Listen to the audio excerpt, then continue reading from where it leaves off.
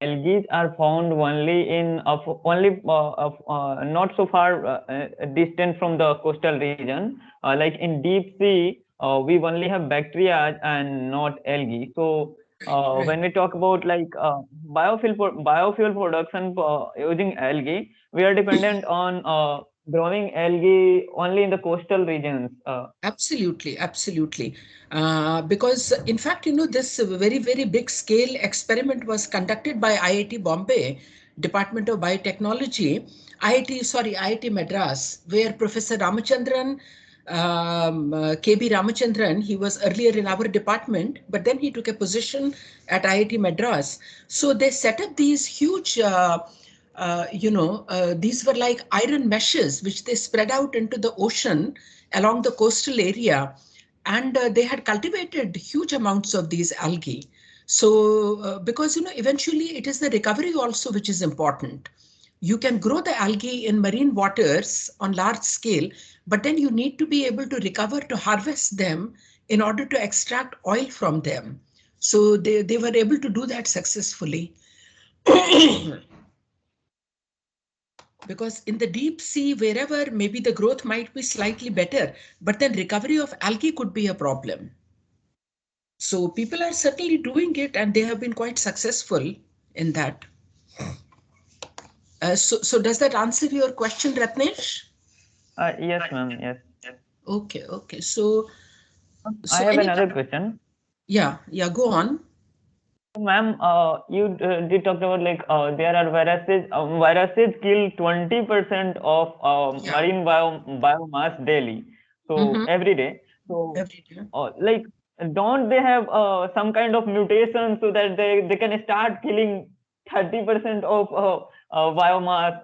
Such things doesn't happen in nature. Like these systems are there for millions or billions of years. So Right. such things if happens, like in that case, the complete ecosystem will be unbalanced. So why such things doesn't happen? Is there some No, feedback loop which does absolutely. control viruses also? Absolutely. See, because eventually, I mean, these systems have evolved and there are pressures of natural selection.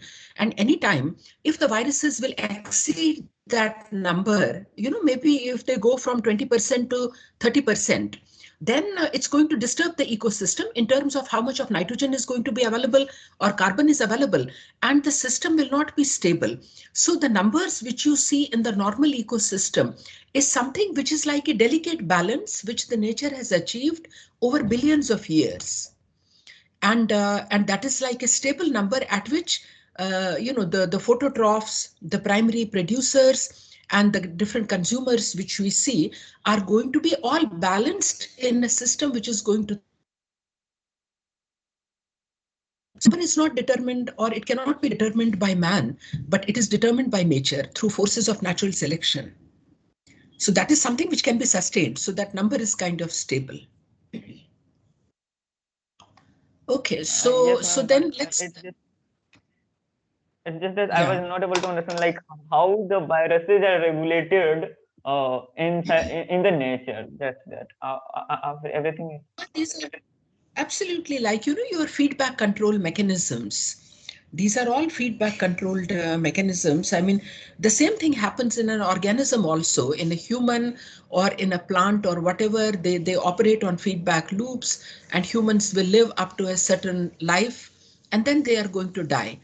So nobody is, today, of course, we are very aware that if you eat good food or if you are free from specific diseases, etc., you can be expected to live that long, because all of these are kind of feedback loops. And in ecosystem, it is a larger system, and that's it. And it is no different from really a human system that way. Different components are interacting together. So now, anybody else in the class, do you have any questions? Harshit or Abhishek, Kartike, Yatik, are you logged? Yatik, you are logged in. Are you attentive in the class?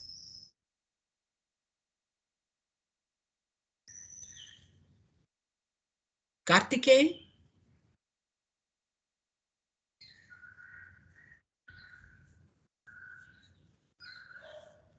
Yeah, I don't see, and that's, that's something which is not really good for the students.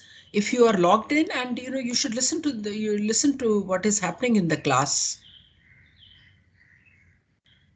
Abhishek, Yes, ma'am. I'm active. are you attentive? So, please, Yes, ma'am. because the learning is important. Learning is important. Yes, ma'am. Okay, so let me just load the PPT here.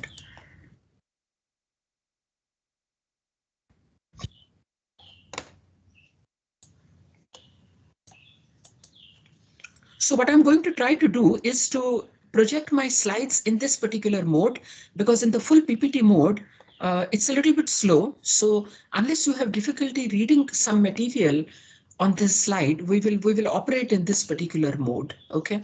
So having finished the ecosystem, today I will start to talk about the air, the water, and the soil pollution.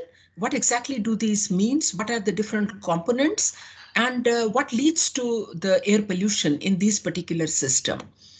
So before we begin to address this, here is a picture to show you. There are two terms which are used when you talk about pollution. One is called as a point source, as is shown here, or the second is called as a non-point source. Okay, and the point source, now here is a picture that we have. Essentially, it is taken from the Ganga Pollution Project, but it could be applicable to any part. It could be applicable to air, it could be applicable to water pollution or to soil pollution. Say that there are two sources of pollution. One is a point source and the other is a non-point source. Now, point source is something which is exactly next to the source of pollution, like industry, for example. Okay, if you look at so many other industries, you will say that these are the point sources of pollution, because the discharge from these points into either the air or into the water bodies, etc. Vis-a-vis what is called as a non-point source. Okay, now non-point source, those sources which are going to be spread over a much larger geographical regions, and they are highly mobile. They keep moving through water bodies from one point to another. Now, again, to give you an example, the point sources of pollutions are, for example, as is shown in these yellow boxes. These could be the industrial sites, or this could be the municipal sewage water. Okay, and so in other words, right next to the industry, it is going to release all of these effluents, etc., which are released from the industry. So these will be called as the point sources. Similarly, municipal sewage. Why? Because all the domestic households, they are going to have a sewage pipeline through which the wastes are going to be discharged. So these are extremely well defined locations. So it is called as a point source of pollution. In the non-point source, for example, you could have, like in a farm or somewhere in the agricultural field, you have pesticides or you have herbicides which are being applied. However, due to rainwater, there is a runoff from the rural settlements. Okay, so you have now on these larger farms, there is a rain or there is flood, as a result of which all of these contaminants are going to be carried to locations which are very far away from where they were applied. So that will be called, therefore, as a non-point source of pollution. Or, for example, fertilizers and pesticides from agricultural fields, like I said, or open defecation, which could just move from one source to another, could be geographically taken away through water bodies to areas which are very far away from where it actually occurred. Or dumping of animal carcasses in the water bodies, disposal of dead bodies. You'll be very surprised that even this is a major point of concern, because what happens is that generally these are cremated on the wood pyre. Okay. However, like for example, about 40,000 cremations are performed annually in Varanasi, but still, these are not completely burnt bodies, and some partially unburned bodies are also left, which are eventually thrown into the water. Then they are going to end up somewhere else in a water body, very very far away from the original place. Okay, or floral offerings in the water body, some solid wastes which are directly discharged dhobi ghats, cattle wallowing, etc. So you see, you understand that all of these are now called as the non-point sources of pollution. Okay, now coming back to the point source, if you look at the industrial wastes, they only make up about 15% of the total point source pollution, whereas the municipal sewage is going to make up for 80% and the rest is from other sources. And what kind of industries are we really talking about? These are the food processing industries. So in this orange color, you are able to look at, for example, what is the source of this industrial waste? Food processing, for example, fertilizer manufacturing, pharma companies, electroplating industries, textile, paper industries, tanneries, oil refineries, petrochemicals, sugar and distilleries, and chloralkali, so chlorinated, alkanated compounds which are being synthesized as a part of chemical manufacturing industry. So all of these are contributing to the industrial wastes. Okay, and again, they are a part of the point sources of pollution. Now, what do they really contain? Okay, so here is a list of the different kind of chemicals which are released as a consequence of what is happening in these industries. So you could have, for example, pesticides. So it gives you a list of, for example, what all is released. So these are pesticides. This is hydrogenated, chlorinated compounds, HCl, cyanide, salts, and polychlorinated biphenyls, PCBs, the painting industry, lead, chromium, etc. is released, bleaches and dyes from the textile industry, so on and so forth. Okay, so the variety of pollutants, in other words, what you see is quite large, very diverse set of compounds which are being constantly released. On the other hand, if you look at the municipal sewage right here, then it is mostly, the domestic wastes, etc., will contain the organic matter. It contains nutrients because it is rich in nitrogen containing compounds and coliform bacteria. Okay, because E. coli, is a resident of the human gut, large intestines. So these are also released into the water bodies. So therefore, you expect that the municipal sewage is going to be rich in all of these materials. So is this point clear to everybody? What is the difference between a point source and a non-point source? Ma'am, just one doubt. Yeah. Ma'am, in the point source, apart from the you said that municipal contributes to 80% and the rest are the 5%. What exactly it is? I wasn't. It could be some other like mobile sources, industrial wastes, like during transportation, for example. When the fuel is being transport, fuel could be, for example, if you see in many of these petrol pumps, there are underground storage tanks. Over a period of time, they start to corrode. So they leak into, for example, they leak into the groundwater, and from there they can get carried away to large places. And it is a very, you'll be surprised, that a large amount of these fuels, the soils which get contaminated with the petroleum fuel, which are distributed in these petrol pumps. So these are also contributing. It is not really brought from somewhere else, but it is something which is there, and it's not a part of any tanks which are going to leak out the petroleums into the groundwater bodies. So this is only one example, but you could have several other examples which are very similar to that. Okay, so Yes, is that ma'am. clear? Yes, ma'am. And ma'am, Okay. just one basic thing that in the point sources, it is that it is not distributed geographically over the entire area. Right. It is stationary. It is stationary. It is stationary because you see, everything doesn't get discharged into the water bodies.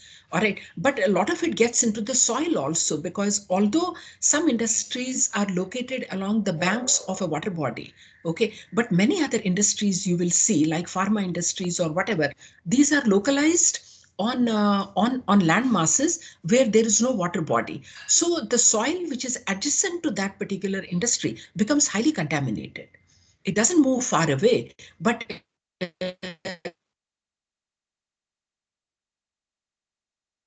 the soil it stays kind of next to that industry. Many textile industries, of course, especially in India, you have Gujarat and Rajasthan, where majority of our textile industries, or down in Chennai. I mean, we have so much of water body. We have 3/4 of India has a coastal line. So all our textile industries are located along the banks of these, ocean. So the water can be discharged into the water body.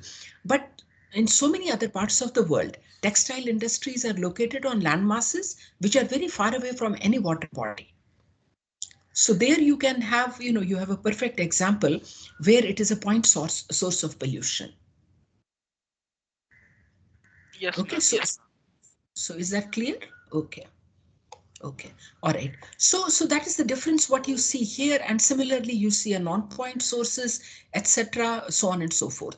And Ganga, of course, this is only very exclusively because I think our country also has taken this project to curb, and they want to make Ganga completely free of. And very interesting. I'm sure you will find that we say Ganga has very good antibacterial properties, etc. And that is also because bacteriophages are present in very large quantities in Ganga.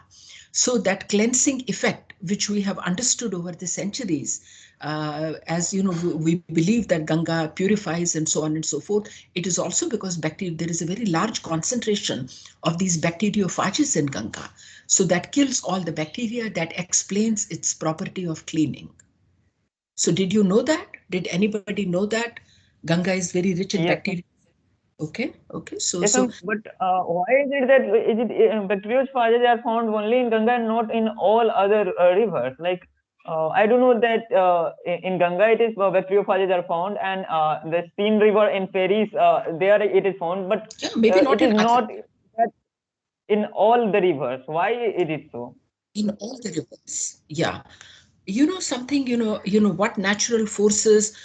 Ganga is, of course, very large river. Look, and the source of E. coli is the human activity. Is it that, the early human populations were localized along the Ganga River? And it's only much later that the human, the civilizations, they started to also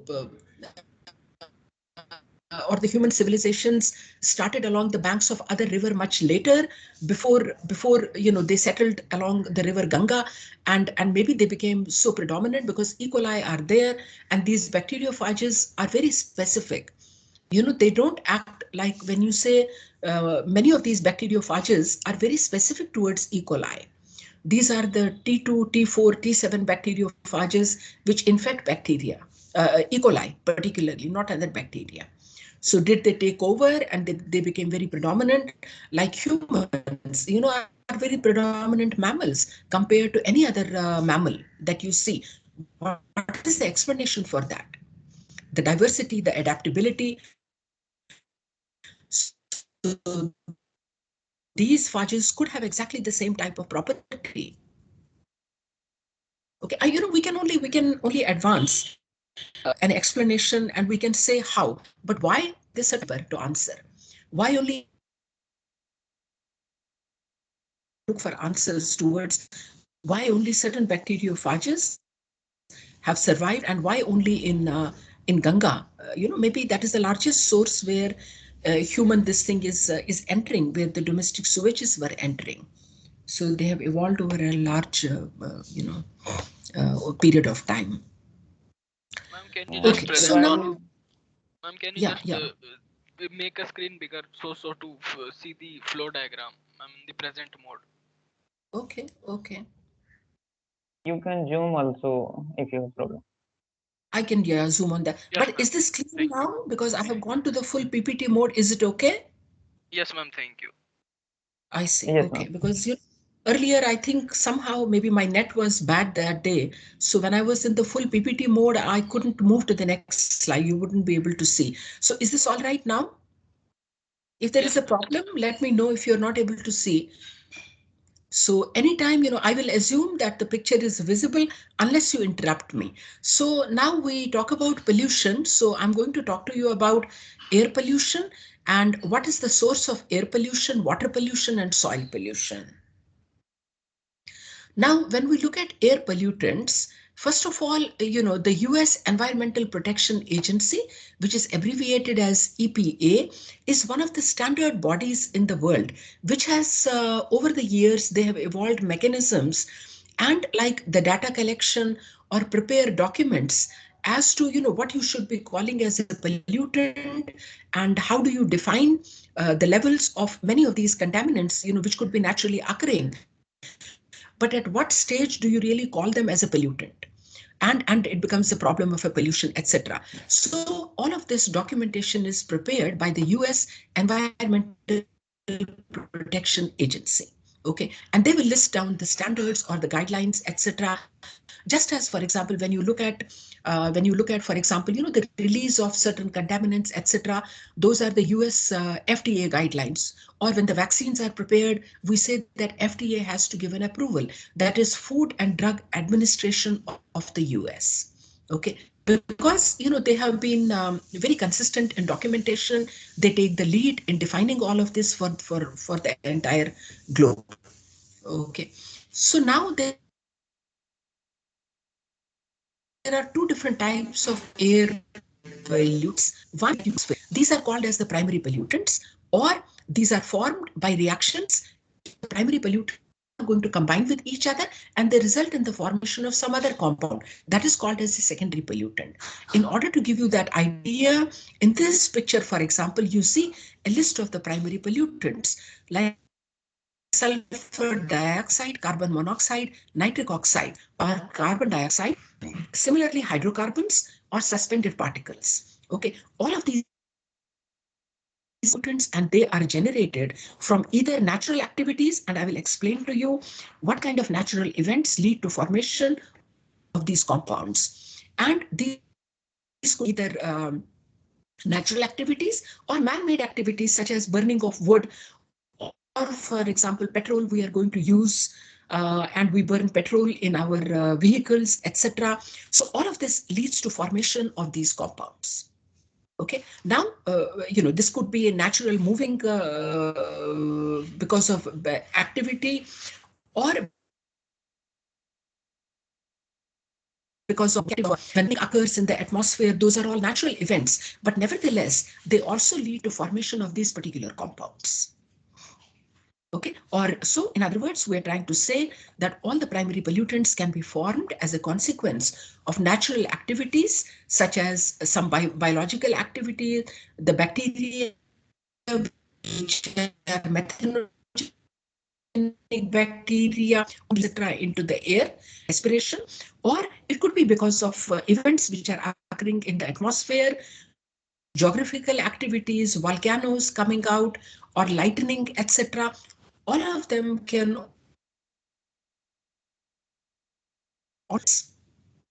So apart from gases, I will again emphasize, apart from gases, the hydrocarbons and the suspended particles, they are also classified under primary pollutants.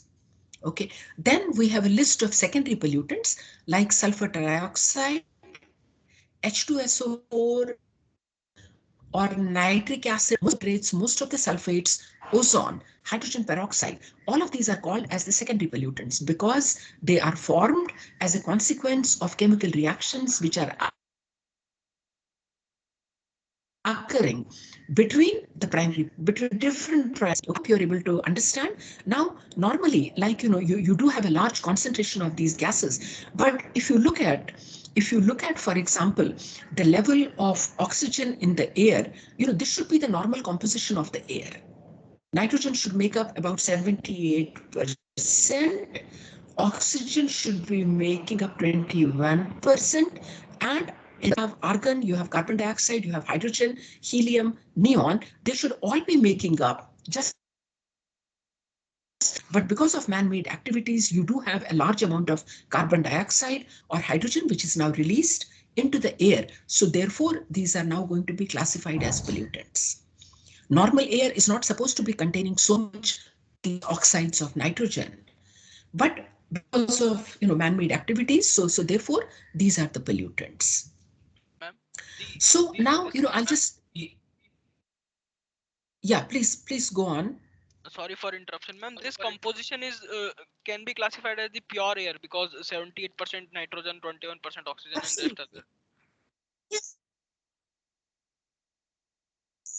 It's what the normal air contains.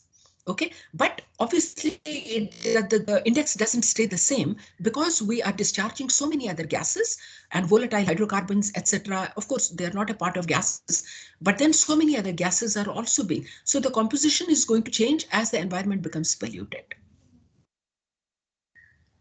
Okay, so is Ma'am, that clear? ma'am, I have just a basic questions like how exactly can we define a pollutant? Yeah, exactly. So, pollutant, for example, is normal level in the atmosphere will not be called as a pollutant. However, if the Ma'am, your concentration voice of is this breaking. particular pollutant in, let me just the voice is bad internet. That's all. I'm not in campus anymore, so I have shifted from campus. So anyway, can you hear me now? Yes, ma'am. Okay. So anytime Ma'am, something like even how flood is responsible? yeah, please Ma'am, repeat am I your question. audible? Yeah, Ma'am, I how can hear flood is you. responsible for air pollution?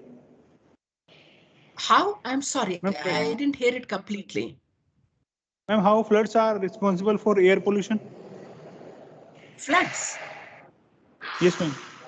No, I didn't say floods are responsible for air pollution. I mean, Right, where do ma'am. you see that? Where do you see that Ma'am, floods large are quantities of, responsible?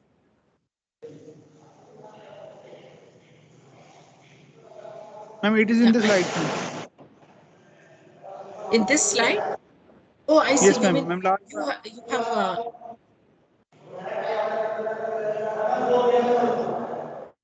there is a lot of background noise. So unless they contain volatile organic compounds, floods. Now imagine that many of these volatile organic compounds, look at, for example, benzene, look at toluene, look at xylene, all of these are aromatic and volatile compounds. So, and they are a part of like, you'll be surprised, even hand sanitizers, for example, in dry cleaning or paints and other industries. So once it gets into the water body, all of these are volatile compounds. So you will see benzene, which will just move into the air. So floods can carry many of these organic compounds. Their solubility may be very low in them, but at the same time, they can carry it. And then eventually, because of their volatile nature, like dissolved oxygen, dissolved carbon dioxide, etc., all of them can move to the air.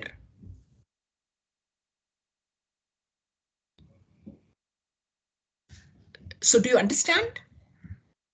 Yes, ma'am. Got it. Okay.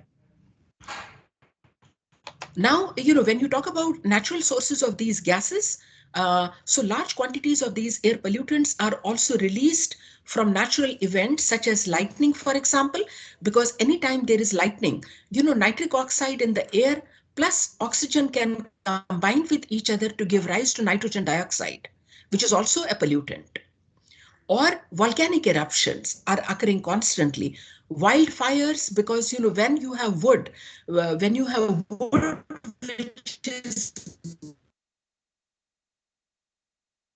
burning there, and one of the major sources of carbon monoxide, apart from automobile fuel consumption, is also the wood burning. Because I mean, you have straw and everything which people are burning, or during winters the wood is burnt, and carbon monoxide, because of incomplete combustion of that, carbon monoxide is released into the air. Okay, so imagine if in the forest there is a wildfire, which happens in so many parts of the world. There is a natural forest fire which is occurring. At that time, large amounts of carbon monoxide are released into the air. And similarly, within dust storms, because particulate matter, etc., because pollutants means also these suspended particles. So when there is a dust storm, there is a lot of these particulate matter which is released, which is also a pollutant. So swamp activity, because methane, etc., are released. So, and bacteria, of course, are in the air. Bacteria, viruses, etc. So is that clear? Is that clear? And now let me move to the next slide, where, like for example, the Environmental Protection Agency, through the Clean Air Act, which was passed about 20 years ago, they have defined a list of the primary pollutants, and that is what is listed here. Okay, so these pollutants are like listed right here. Okay, so all of these are just the primary pollutants. Remember that they are occurring either naturally or because of man-made activities. So carbon monoxide, health effects are given here because, obviously eventually you will call it as a pollutant, because when the concentration of this particular pollutant builds to a certain level where it becomes a health hazard, or it becomes either a human health hazard or to other ecological systems, then it classifies as a pollutant. So somebody else, Ratnesh was just asking, at what level do you really call them as a pollutant? Because many of them are naturally occurring also. Carbon monoxide is naturally occurring. However, if in ppm its quantity builds up to a certain level, then it will be called as a pollutant. And under those conditions, it becomes an irritant, decreased exercise tolerance, and it can also, it is an antagonist of oxygen, because hemoglobin can bind to carbon monoxide, and then it can cause carbon monoxide poisoning, can lead to death. Because normally hemoglobin carries oxygen during the process of respiration. But if a human is to inhale too much of carbon monoxide, then all the hemoglobin is going to bind to carbon monoxide, which is not going to be available for respiration. So therefore, therefore it can cause death, CO poisoning. So is that clear to everybody? Yes, ma'am. Okay, so similarly, lead is also a primary pollutant, and it causes chronic toxicity, impaired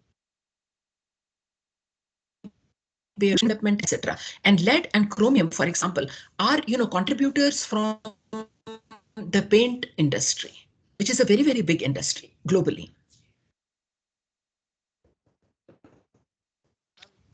And so lead poisoning is lost. Yeah, please repeat your question. I can't hear you. Just infant development. How does it impact? Ma'am, can you just explain in brief? I could not get infant development. Your yeah, please go on. Ma'am, I could You not mean understand. infant development? Yes, ma'am. I see. Oh, something, a deformation during the development, or brains, for example, because there is a set pattern in which, for example, a fertilized egg is going to develop into an organism or into a human being, for example. And if the mother, for example, is exposed to lead over a, there are so many developmental processes, differentiation which is occurring, and many stages of the differentiation. Like for example, you have heard about that thiobromide was a pollutant, and it was given to women who had iodine deficiency, but then it would interfere with the process of limb formation, and the children who were born to these women who were on that iodine supplement, they were born without any hands, without any arms, and without any legs. Okay, that is what we mean by infant development. Yes, ma'am. Got it.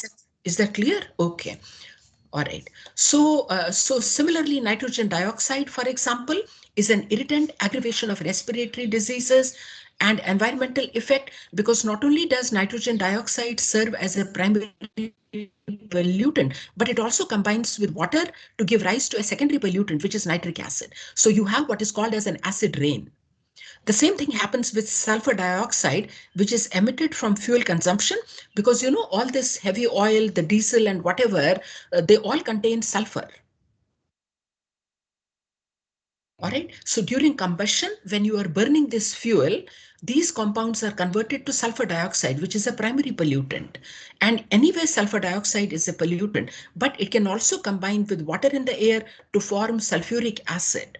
Okay. And both nitric acid and sulfuric acid result in what is called as acid rain, which damages the plant. And it also has a sulfuric acid, has a strong odor. So there is a strong odor, and then the plant leaves, etc., are damaged because of this. So now, apart from nitrogen dioxide, we have particulate matter, and I will explain to you in the next slide, because over the last many years, Delhi has any major metropolitan city is seeing this pollution by the particulate matter, and this is also classified now as a pollutant. And these are usually defined as, or rather, they are categorized based on the size of these small particles. Okay, if the size is 2.5, then it is called as PM 2.5. If the size is between 2.5 to 10 micrometer, then we say it is the PM 2.5 to 10 micron. Okay, and that's what you see here. So these are designated as PM10. That means anything which is from 2.5 to 10 is classified as particulate matter, which is of a diameter which is approximately 10 micrometer. And all of these are respiratory tract irritants. They can damage the lungs, respiratory disease symptoms, people who have asthma, for example, or people who have other kind of conditions. Their condition is going to worsen if PM accumulates in their lungs. And it is also, over the last many years, it has been seen that because of this increase in the particulate matter in the air, people who were asthmatic, they die an early death. So it accelerates death to people who already have these conditions. And the environmental effect, apart from the health hazard, that it also reduces the visibility. And that you are very well aware, all of you, that there is a reduced visibility whenever these particulate matters, they enter into the atmosphere. So sulfur dioxide, I have already told you about. And the last primary pollutant is the volatile organic compounds, abbreviated as benzene, toluenes, xylene, ethyl benzene. These are all produced in very large quantities in the air. That I would like to show you, where all does it originate from. We are not even aware sometimes that large quantities of these solvents we are constantly exposed to them. Okay, these are extremely toxic to the biological systems, kidneys, livers, particularly to heart, and they are also carcinogenic. They can result in cancer formation. And the examples are benzene, xylene, and toluene. And collectively, the US Environmental Protection Agency describes them as BTX compounds. Okay, so that is benzene, toluene, and xylene. And they are also precursors, that is the volatile organic compounds. We will see they also lead to formation of ozone in the troposphere. So is this clear to everybody? Yes, ma'am. Ma'am, what is atmospheric discoloration? I mean, it is something related to visibility. Well, in this discoloration, in the sense that, on a clear day, atmosphere looks blue. But then if you see, for example, on a hazy day, or when you have, so everything looks gray. Because here, there are either there is ozone formation, or by discoloration that, the normal atmosphere will look blue or it'll be colorless. But then it could become gray or it could become black. Sometimes due to forest fires, etc., it could look orange also. And all of that is called as atmospheric discoloration. Yes, ma'am. Got it.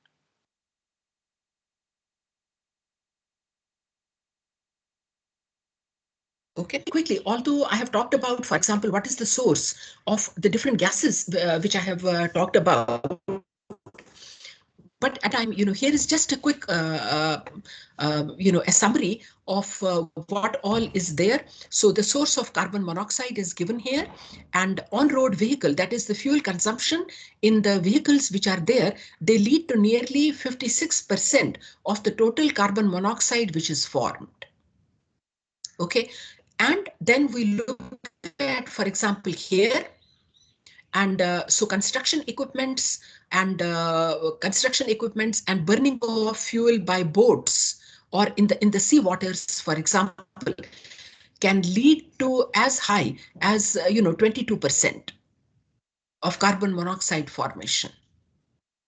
Okay, so all of these big cranes that you see moving around, like in Delhi, for example, or in any big metropolitan city where there is a lot of construction equipment, the cranes which you are seeing, the lifters, big equipment, etc. Okay, now when you say industrial processes, okay, these are the industries like metal processing industry, chemical manufacturing industries, etc., which contribute overall 4% to the total carbon monoxide production. In the miscellaneous here, which is 12%, things like forest fire, stove burning, etc. in the household. Because, in the rural areas, in many parts of the world, they are still burning stove and other things. And they also lead to formation of 12% of carbon monoxide. So here you have kind of an idea as to what all kind of either natural activities or human activities, they lead to contribution of carbon monoxide. Okay, now in this picture, what we are looking at is, for example, the oxides of sulfur. So these are collectively called as SOx. So now fuel consumption, that is when you burn fuel when people are driving, or even electrical utilities. Now, what do we mean by electrical utilities? That means that when power plants are working, they also burn a lot of fuel. So they are burning, it is not used as an automobile fuel, but then you can be burning diesel, or you could be burning the crude oil, etc. when you are generating in a power plant. When diesel is used, they generate electricity in the thermal power plant. Or it could be diesel, it could be coal-based power plant, etc. So at that time, they also contribute 67% to the formation of sulfur oxides. Okay, is that clear? So metal processing industries will release 3%, non-road vehicles and engines, etc.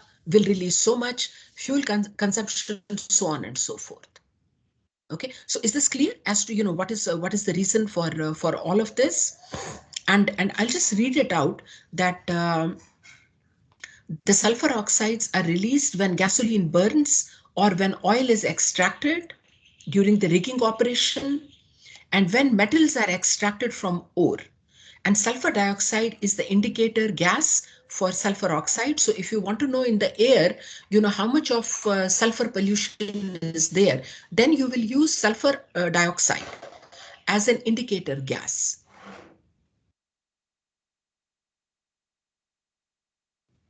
So 65% of the sulfur dioxide, 30 million tons per year, comes from electrical utilities, especially those that burn coal. So all your thermal power plants, which are based on burning of coal, they lead to formation of sulfur dioxide in the air. Petroleum refineries, cement manufacturing, metal processing, etc. Big ships which you see in the ocean bodies, they also release a lot of sulfur dioxide. Okay, now in the lower picture, what I wanted to show you is, for example, that up to 1970, until we started to use the lead-free gasoline, the on-road, vehicles would release about 78% of lead. Because when you burn petroleum products, you are releasing a lot of lead into the air. Okay, but then after 1997, when people switched from the normal fuel to lead-free gasoline, then you will see that, the on-road was considerably reduced. Practically, it didn't contribute at all to the lead emission. However, other kind of activities for which the fuel is used would still release a lot of lead into the air. Like metal processing industry, which releases now 52% of lead, or lead acid battery processing, etc., would release about 6% of lead into the environment. Okay, so interventions, in other words, at the right time, like the decisions which were taken in order to supply the lead-free gasoline, you can see that, how much it has restricted the emission of lead, which was a major problem because lead was a pollutant till then, and as shown in the previous slide, that it was, a very, very big problem. So are the contents of this slide clear to everybody? Ma'am, what is leaves? What is? Yes, ma'am. NOx, ma'am, the second bracket. Sorry. Where okay. Along with other pollutants, leaves means plant leaves. Okay, ma'am. And ma'am, one more thing. Ma'am, we have studied that sources of carbon monoxide and sources of SOx. So, ma'am, in the air quality index, like Delhi has very high air quality index. So, which is more contributing towards the air quality index? Ma'am, I forgot. Can you just explain? Right now, if you look at it, all the construction activities. Okay, ma'am. Although we do say wood burning or from Punjab is coming, but they know 70 to 80% of what is happening in Delhi is because of construction activities which are constantly going on in Delhi. So it is so CO is responsible for that, or majorly Okay, when we are talking about. What can you do? When you are a developing country, you are always going to have, you see so many hotels are being built and there is hardly any private colony where you will see, some or the other, you look at areas like Gurgaon, new houses are being constructed. In Delhi, people are constantly renovating their houses. You'll be surprised. Plus, all these near Delhi, around Delhi in the NCR region, you see how many bridges, how many new roads are being built up. In UP, again, all these, because of course that's a major activity. We are a developing country. We don't even have proper roads right now. So, states like UP, the national highway projects, for example, they are all building highways, all building roads, building houses. So as people move into slightly higher income brackets, they would want to have a house. So in Gurgaon, in any metropolitan city, Hyderabad, Bangalore, you see all these multi-storied buildings are coming up. That is nothing but a construction activity going on. And that means for construction, you're going to require equipment. You're going to require cranes. You're going to require trucks are going to be moving. They're going to be carrying all this budgery, all the material, which leads to particulate matter dispersal. And they are operating on diesel, all these vehicles. So they contribute to the PM. They burn fuel like diesel. So that's it. It's a lot of construction activity which is happening, which leads to this pollution activity.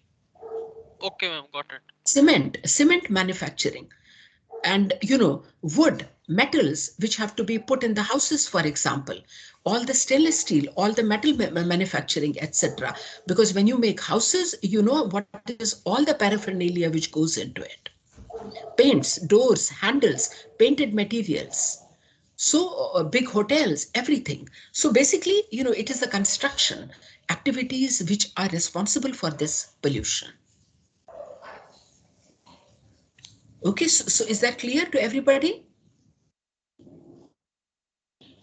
Yes, ma'am. But like in case of construction, do we have any solution for these pollutions, or are we thinking about solutions of these problems, or are we thinking that these will be for some time after the construction work will be done? Like the cities will be developed cities, and the construction work will no more be being done at that rate.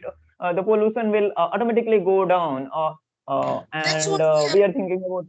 Certainly, that's what we are hopeful about. And the other thing is also, I tell you that we have to, like what I defined as sustainable development.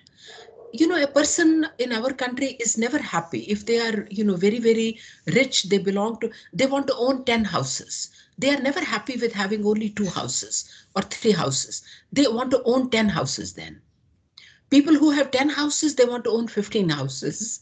So somewhere we have to know that we have to curtail our own desires, our own wants also, and we have to be, very responsible citizens. We have to be responsible citizens. because people who have 2 flats, they want to have 4 flats so that they can live in one, they can put the other 3 on rent and they can make a lot of money. They're never happy with just something. So when you talk about sustainable development, all of those issues also have to be considered. Am I right or not when I say that? Do you agree? I agree. Like I was reading in news like in Gurgaon, like you described that because of construction work there is a lot of pollution, but there are responsible citizens also. Like there is a colony there. They never like throw waste out of their colony. Like 50 to 60 buildings are there. They all process their waste there only using biochemical technology. Like there are a few researchers there in there, so they say that like we are going to build heaven here and we will never produce any kind of pollution out of our colony, something like. Ma'am, isn't the Responsible government citizens. Uh, it's not combat pollution. Yeah, you have a question? Ma'am, isn't the Delhi government should regulate the construction activity in each per kilometer square area like Yes, is they are doing that? absolutely, like they do. Nobody is doing that. Everybody has, wherever they see some open land, then suddenly somebody will apply for building of a hotel there. Or even many of the households you see earlier, like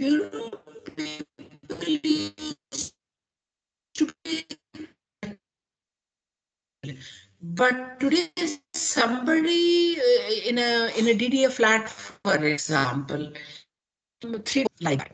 Construction activity is ongoing activity, and there has to be a curb from the government, and very strong rules have to be enforced. So that is, and like you said, that per square kilometer, you have to decide that this is the only activity which I'm going to allow and no more.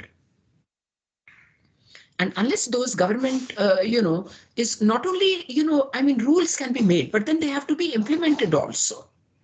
Very, very strictly, they have to be implemented. Otherwise, we will always be facing this kind of an issue.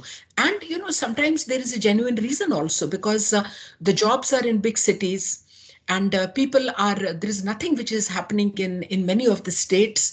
If you look at Orissa, or if you look at, our, people are coming to big cities. Like earlier it was Bombay, now it is Delhi or Bangalore or to Hyderabad, because development and all other facilities are there. So what can you do if people are going to migrate to these cities? They will certainly need a place. So you have to decentralize. You have to make sure that rural India sees very good job opportunities, whether it is in agriculture, whether it is in something else. Provide a good livelihood to people, even in the rural settings, so that people will not have a tendency to come to big cities where you are going to have all of these. Development has to be there, more schools, more colleges, etc., because people are moving to these cities. So it's a very, very complex dynamics. So eventually at grassroots level, people have to understand on a national level that how do we really prevent migration of people and demand of all of these things in big cities, and rural India or rural parts of the country have to also provide good opportunities, good schools to people, so that they don't move to big cities. Yes, ma'am. Okay, ma'am. Okay, so now, let's take a break for about 7 minutes. So at 10:33, we are going to assemble back.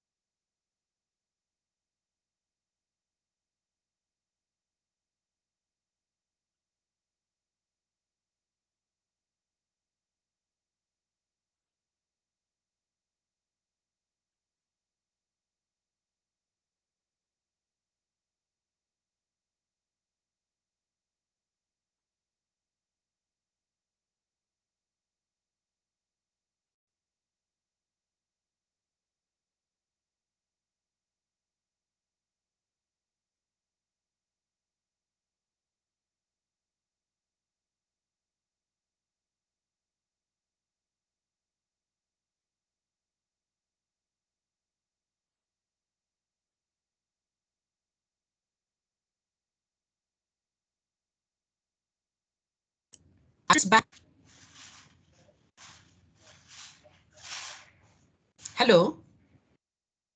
Yes, ma'am. Yes, ma'am. Yes, ma'am, you're audible. Okay. Okay. Fine.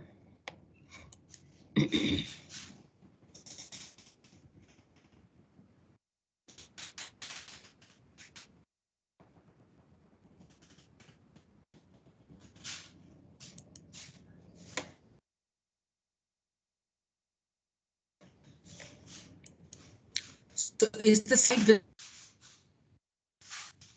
Yes, ma'am. Yes, ma'am. Make it It is visible.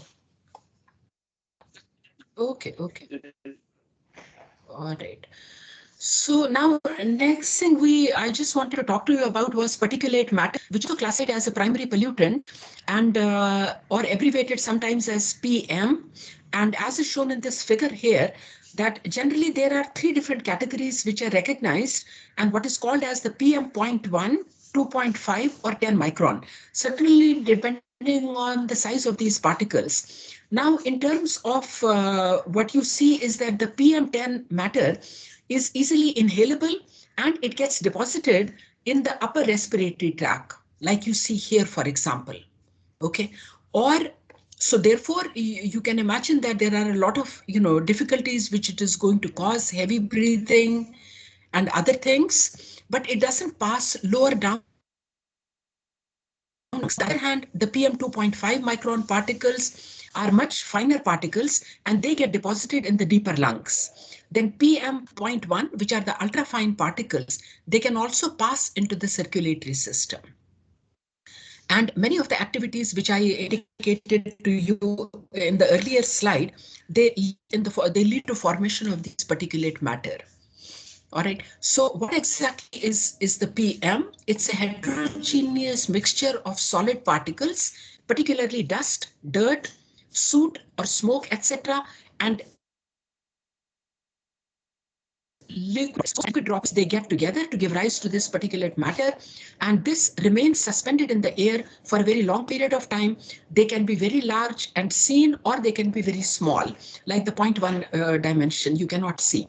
Now, even these particulate matter can be either a primary or it can be a secondary pollutant. The primary ones are listed here, which are directly emitted in the air, and they come from combustion of fuel in the cars, etc. So mostly because of combustion activity, burning of wood, crushing or grinding operations, which you see as a result of construction activities, dust from the paved or unpaved roads. Okay, and the dimensions of these are anywhere from 2.5 micron to 10 micron. Okay, so all of these are also called as the primary PMs, primary particular. Then the changes of the primary ones, particularly gases, which can combine with sunlight and water vapor. Okay, so any of these materials, when they combine with sunlight and water, then they form what is called as a photochemical smog. All right, so that will be listed now as a secondary pollutant. It will not be called as a primary pollutant because many of these primary or the particulate matters, they combine with moisture in the air, they combine in the presence of sunlight, and they result in the formation of smog. And lately the 2.5 and PM10 have been in the news because in terms of reducing visibility and in terms of smog formation, these are the constituents of the smog. Okay, so they are quite important, and certainly we say that lower down the construction activity, like in many areas, this is once it is banned, you will see that the PM also goes low, or smog formation also decreases. So is this slide clear to everybody?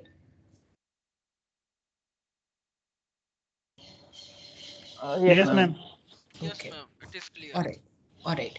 So now, the last compound which I had listed on that primary pollutant list was the volatile organic compounds. Okay. So these volatile organic compounds are emitted as gases from certain solids or liquids. And when you see, there could be thousands of these volatile organic compounds. And these are chemicals which can have either short or long-term health effects. the concentration of many of these volatile organic compounds could be very high indoors compared to that what is found outdoors. So let us see now that what is, where do these originate from and why are they classified as primary pollutant?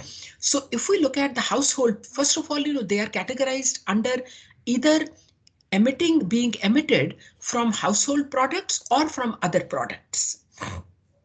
So household products are like paints, paint thinners or paint removers. So paint strippers means paint removers and other solvents. For example, toluene, which is used as a paint stripper. Xylene is used as a paint thinner. So you are constantly during the construction activity or where painting work is being done, it could be in the departmental laboratories, it could be in your house, it could be in a new hotel that you're going to be visiting. Anywhere where this activity is going on, toluene and xylene are going to be there. Similarly, they are also used, many of these solvents are used they are used as wood preservatives. Okay, that is to say why? Because wood is always polished. Whenever you build something out of wood, like a window or a door, if you don't put a polish on it, then it is subjected to microbial activity. There are a lot of bacteria and there are a lot of fungi which can grow on cellulose. They can grow on wood and they can completely degrade it. So therefore, wood needs to be protected, and that you do by polishing the wood. And what do these polishes contain? They will contain methanol, they will contain some organic solvent, because whenever you are in the vicinity, you can also smell something when the wood is being polished. And these are nothing but volatile organic compounds which are there because they are antibacterial. Things like toluene, things like xylene, by and large, these are antibacterials. They don't allow any bacteria or fungi to grow. And that is the reason why they are used to protect your woods. Okay. Similarly, aerosol spray. So wherever you have these paints which comes in a bottle when you're going to spray the paint, or in many other aerosols, it could be a deo or it could be anything which that you are using, they contain methylene chloride. Again, these are methylene chlorides are volatile organic compounds, and they are already linked with toxicity of kidneys. They are linked with carcinogenicity, so on and so forth. Okay. Cleansers, which are used as a household item, disinfectants which are used. So many of these, you must have seen, like naphthalene balls, people are going to use as disinfectant. They put them in the sink, those small little white balls. Or when you protect your winter clothing, for example, you are going to add naphthalene balls to them. And have you smelled? It's all naphthalene. Naphthalene is a volatile organic compound. Similarly, moth repellent, that's what I meant just now, which is like the naphthalenes, or disinfectants like Lysol, etc. They can also contain organic solvents. Air fresheners, stored fuels, automotive products, hobby supplies. Sometimes you buy like paints, etc. Many people are very fond of painting, etc. So some of these oil paintings, etc., they can also contain, because that paint is going to thicken with time. So sometimes these paint thinners like xylene, etc., are added to these, and they are in the hobby supplies, paints, etc., which you are going to use. They will also contain these organic solvents. Dry cleaned clothing, particularly perchloroethylene, is used because petrol is very expensive. You cannot dry clean clothes with petrol all the time. It's very expensive. So they are using cheaper substituents like perchloroethylene, which is volatile and which is supposed to be poisonous. Okay, so and it constantly, you're constantly inhaling these chemicals. Similarly, many of these pesticides, people who have a little farm or something, they are constantly using these to remove pests, etc., from roses or from other kind of things in their. So all of them are very, they are toxic and they contain these volatile organic compounds. So in addition to the household products which are listed here, the building materials, the furnishings, office equipment such as photocopiers, printers, correction fluid that you used. You must have, now of course we don't do so much of writing, but earlier when you would write something, you would use a whitener.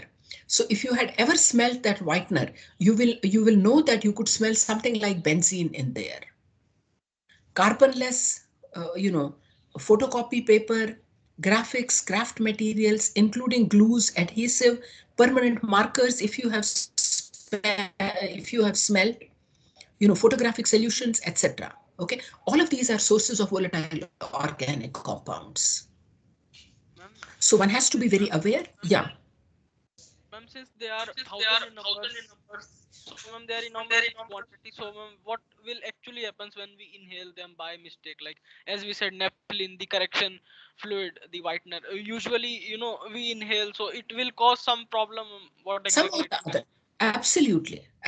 Absolutely. The long-term effect, because sometimes you do see that this can have short-term, 5 years, nothing happens to you.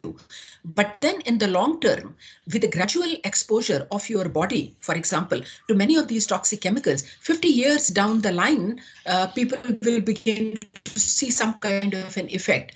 And then they will go back and they will say, okay, because, somebody was working in a paint factory 20 years ago, because of the exposure that you had 20 years ago in a painting factory. So they do have, short-term and long-term health hazards. And the only way to do it is to become aware. Like, for example, there are many things, which, like dry cleaned clothing. They say, as if you smell something, leave it in the open until that smell completely goes away. Do not bring them indoors. And that is the reason why in the last slide I had also mentioned that sometimes you are exposed to many of these things almost tenfold more indoor rather than outdoor. If you are outdoors, you will not be exposed to perchloroethylene. But if you have something which is in your, in your stored bed, naphthalene, constantly that smell, you could be exposed to it much more indoors than if you were outdoors. So gradually that is where the role of biotechnology comes in, because we are trying to discuss all of these primary compounds, primary pollutants, etc., to also make you aware that till now the chemical industries or whatever, people were doing it, but since they have realized that they have drawbacks, they are going to have short-term, long-term health hazards, like your pesticides, or as a fertilizer. Let me give you an example of a fertilizer. So rather than giving urea, rather than giving phosphates, today many of these farms have switched to what are called as these are biofertilizers, where trichoderma spores, which already have bug repelling properties, or they are very rich in carbon, they are very rich in nitrogen, for example, as a biomass. So rather than giving urea, rather than giving phosphates, applying fungal spores as biofertilizers. They are not adding urea, they are not adding phosphates, etc. Or when you talk about pesticides, remember the experiment which was done, in which in the cotton crop, they had introduced that protein, which if many of these insects, if they inhale that, what was that protein, which is which was taken up, and it would destroy the gut of these insects. So that is an example of a biopesticide. So you had that genetically modified cotton crop, which was making the bacillus, the bt cotton, that is bacillus thuringiensis gene was taken, and it was inserted into plants. So it was making a protein which would block the functioning of an insect.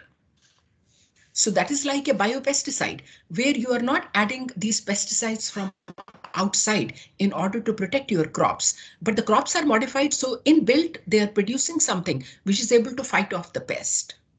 So that is where the role of biotechnology comes in.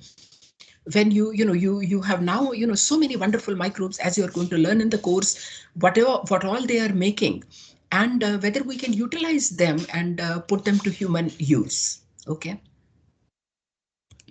So now, till now we had discussed about the primary pollutants. So now let's look at the secondary air pollutant. And I will only bring to your notice one of the common ones, which is ozone, which is a secondary pollutant. So a secondary pollutant is formed from sunlight, which results in photochemical reactions of oxygen with one or more of the primary air pollutants. So in other words, a molecular oxygen which is in the air could combine with volatile organic compounds, or it could combine with nitric oxide, nitrogen dioxide to make something which will be now called as a secondary pollutant. Okay,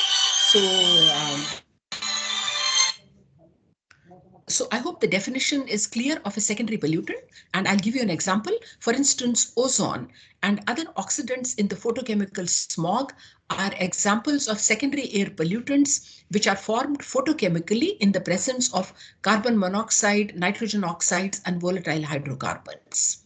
Okay, so ozone is an example of a secondary pollutant. Similarly, as you saw that nitric acid, HNO3, sulfuric acid, these are also called as secondary pollutants because they are formed from nitrogen dioxide plus water, or sulfur dioxide plus water will combine to give rise to sulfuric acid. So that is a secondary pollutant now. Now, most nitrates and sulfates which are formed are also a part of secondary pollutant category. So ozone is a pollutant which is of great concern, because although ozone is very, very beneficial if it is in the stratosphere. So here is a diagram of the Earth to show you, for example, that stratosphere is only above a certain layer. Okay, and there also oxygen, like I have just shown you this little picture here, where a molecule, for example, gets irradiated by UV, which is normally as a part of our solar energy. You also get ultraviolet radiation. It can break down molecular oxygen into atoms of oxygen. So oxygen can combine with this molecular oxygen to give rise to ozone. So constantly in the stratosphere, there is ozone formation.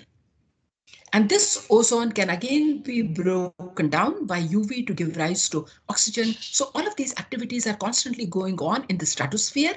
And ozone, is very, very important here because it also doesn't allow the UV radiation to enter into the Earth's atmosphere, troposphere. It is a protector of Earth. It shields the Earth from large amount of incoming UV radiation. Okay, so till it is formed in the stratosphere, it is okay. But then it is also formed in the troposphere because of the pollution activities. Okay, and how is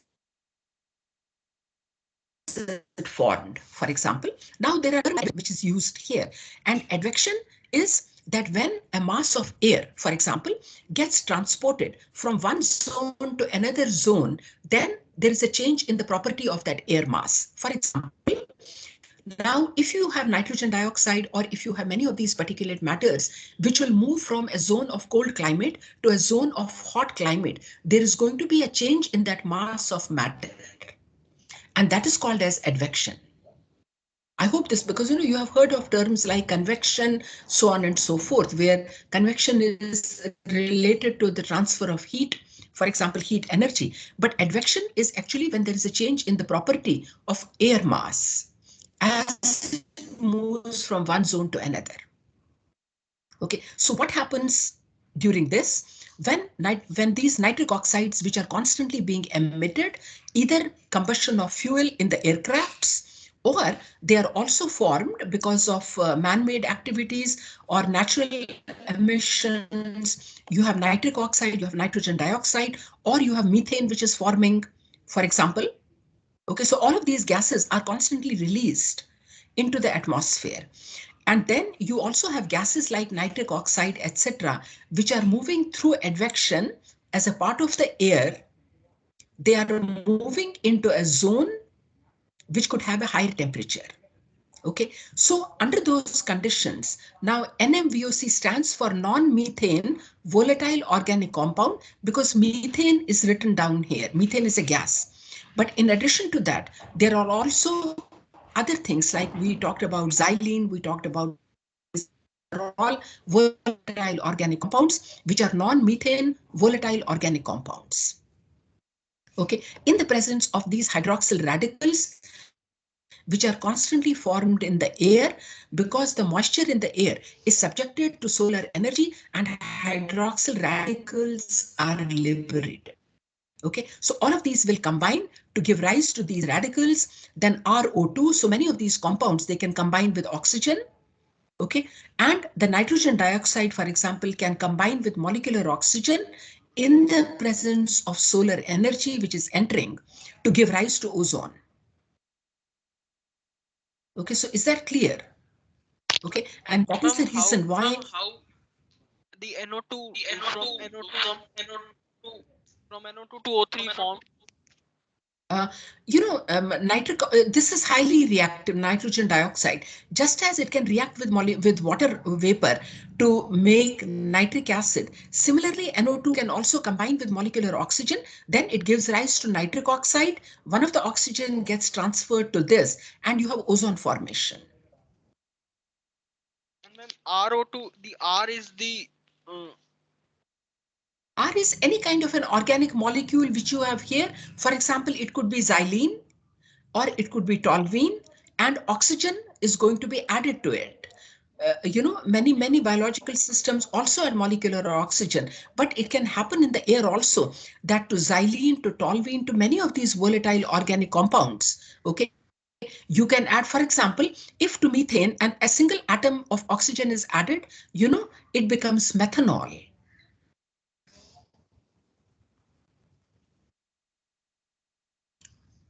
Okay, if you add to CH4 a single atom of oxygen, it becomes methanol. The same way the xylenes, the toluenes, etc. These organic compounds, you can either add one atom of oxygen, or or you can add two atoms of oxygen to it in the presence of these highly reactive radicals, the hydroxyl radical.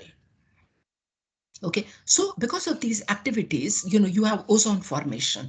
Now, ozone now forms in the troposphere, not in the stratosphere. Okay, so, how is it therefore? So now it is a colorless gas, and it has a smell like that of, the reaction between nitric oxides and volatile organic carbons in the presence of heat and sunlight leads to ozone. Okay, now it's a health hazard, and at the same time, it's also responsible for smog formation. Remember, in the ecosystem, when we were looking at the modeling of the photochemical smog, we said that many of these primary pollutants can combine with the molecular oxygen or ozone, and it is it results in the formation of photochemical smog. So in smog, apart from particulate matter, you also have ozone in there. And it is a health hazard. Here, ma'am, like in organic chemistry, R we use for alkyl groups. So, ma'am, here does it considers more than alkyl groups, or just alkyl groups? It can be alkyl, it can be aromatic groups also. Because when you look at xylene, toluene, and benzenes, etc., these are all aromatic compounds, and they can also be abbreviated as R, not the aliphatic, because here you are talking about most of these organic compounds which are volatile, they are basically aromatic compounds. So here R refers to the backbone of an aromatic compound. It Okay.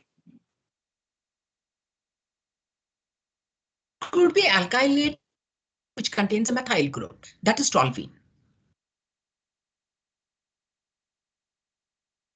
Yes, ma'am. So, for example, would come in as an R group. Okay, so let's, and then we will come back, and we will look at the water and the soil pollution, etc., in the next lecture. Ma'am, upload the slides. So I'm also, yes, absolutely. I'm going to do it today, both for lecture 3 and 4. The slides are going to be uploaded.